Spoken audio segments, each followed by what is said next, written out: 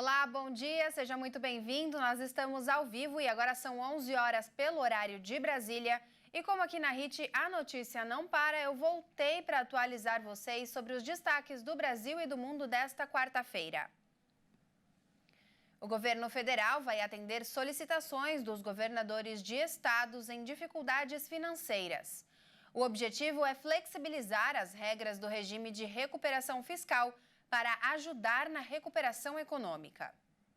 Em resposta às solicitações dos estados em situação de calamidade financeira, o Ministério da Fazenda decidiu propor uma série de mudanças nas regras do chamado regime de recuperação fiscal. Criado há 6 anos, o regime que concede alívio para a dívida de estados em crise para melhorar as contas públicas. As demandas vinham sendo feitas pelos estados que participam hoje do regime: Rio Grande do Sul, Rio de Janeiro e Goiás. E por Minas Gerais, que entrou com um pedido de adesão, mas ainda não foi homologado. A reclamação era de que o regime impunha medidas muito severas, o que foi parcialmente reconhecido pelo Tesouro Nacional. Entre as alterações propostas, que devem ser apresentadas por meio de um projeto de lei complementar, está a extensão do prazo máximo de permanência no regime, que passou de 9 para 12 anos. Essa medida busca permitir que os estados tenham mais tempo para reequilibrar suas finanças e recuperar a estabilidade fiscal. Outra modificação estudada pelo Ministério da Fazenda é a redução da penalidade imposta aos estados que descumprirem os itens previstos na época de adesão ao plano. O Ministério também avalia implementar uma estratégia para incentivar os estados a se anteciparem ao prazo final do regime e se desligarem antes do período estipulado. Essa medida visa reconhecer os esforços das unidades federativas que alcançarem resultados positivos mais rapidamente.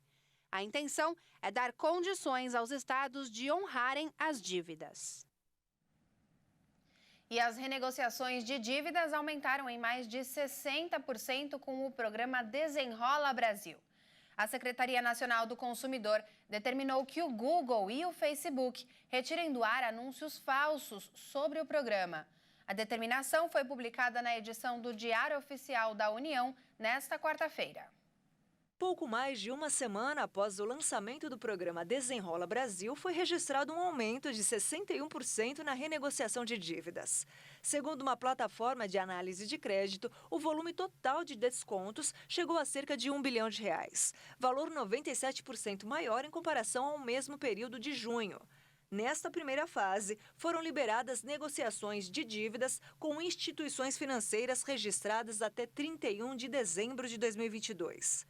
A Secretaria Nacional do Consumidor deu prazo de 48 horas para que o Google e o Facebook retirem do ar anúncios falsos sobre o programa de renegociação de dívidas do governo federal, o Desenrola Brasil.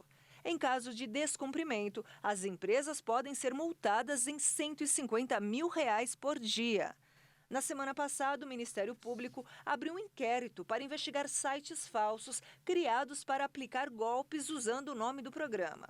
Por conta disso, os sites devem adotar medidas para impedir que conteúdos fraudulentos voltem a ser veiculados.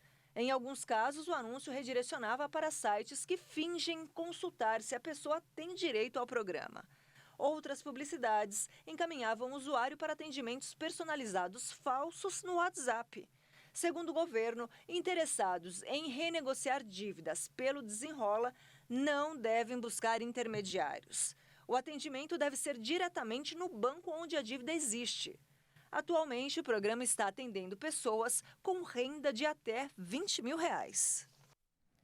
E uma pesquisa do Núcleo de Estudos da Violência da Universidade de São Paulo, a USP, apontou que crianças e adolescentes pretos de 11 a 14 anos têm 2 vezes mais chances de serem revistados por policiais na cidade de São Paulo do que os brancos.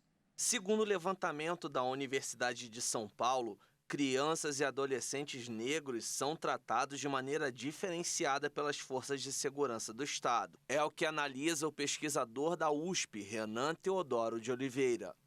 Eu acho que o que chama mais atenção é o fato de serem crianças e adolescentes já relatando que tiveram experiências intrusivas com as forças policiais no município de São Paulo. Nós percebemos uma desproporção no que tange a raça, a cor das pessoas que nós entrevistamos. Os números do estudo mostram uma interação 2 vezes maior com pretos.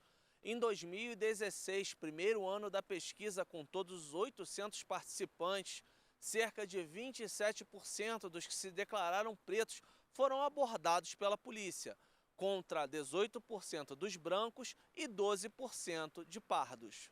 Em todos os cenários, pretos sofreram abordagem pela polícia. Dos negros entrevistados, cerca de 21% foram revistados. Já entre os brancos, essa experiência foi de pouco mais de 8%, e entre os pardos, 10%. Somente no ano de 2016, adolescentes autodeclarados pretos foram quase 26% dos que afirmaram ter sido levados para a delegacia. Já no ano de 2019, 8 jovens responderam ter sido agredidos pela polícia. 7 deles eram negros. Em alguns casos, os pretos, em outros os casos, os pretos e os pardos, são os que estão com maior probabilidade de ver a polícia bater em alguém. A gente sabe que a maioria das vítimas da violência policial são negros, das vítimas fatais. A gente sabe que é mais provável a polícia prender algum negro do que um branco. O que a gente não sabia é que isso pode começar tão cedo na vida do brasileiro. Tanto meninas quanto meninos foram ouvidos, todos eles matriculados em 120 escolas públicas e privadas da capital paulista. Os entrevistados nasceram em 2005 e estavam com 11 anos em 2016. De acordo com o pesquisador da UF, não há uma definição concreta sobre a chamada fundada suspeita. Para Oliveira, a avaliação do policial é subjetiva. De acordo com o Código de Processo Penal, a polícia pode parar as pessoas, contanto que ela tenha fundada suspeita. Por que ela procura com mais frequência o tráfico de drogas em meninos negros do que em meninos brancos? O lugar em que a pessoa está e a cor da pele em nada dizem a respeito das ilicitudes que a pessoa está cometendo. Não é porque é pobre, não é porque é preto ou porque é negro e está numa determinada região que essa pessoa está propensa ou está mais possivelmente cometendo crime. Isso aqui é preciso tirar do horizonte, é preciso modernizar as polícias. Bom, essa edição fica por aqui. Eu agradeço pela sua companhia e te faço um convite para continuar ligadinho na nossa programação, porque às 13 horas a Daniela Parisi volta com mais notícias para você. Até mais!